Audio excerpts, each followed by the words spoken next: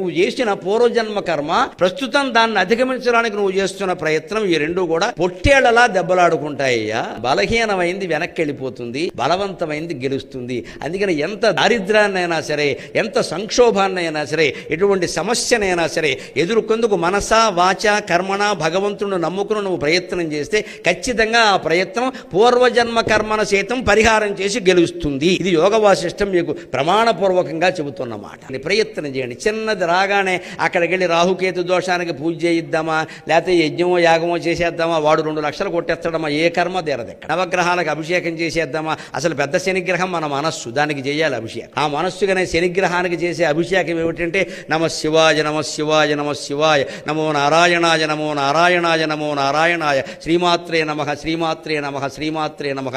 ఏదో ఒక భగవన్నామాన్ని నిరంతరం మన మనస్సుకు అలవాటు చేస్తే అన్ని రకాల శనిగ్రహ దోషాలు పోతాయన్న అనుమానం ఏమి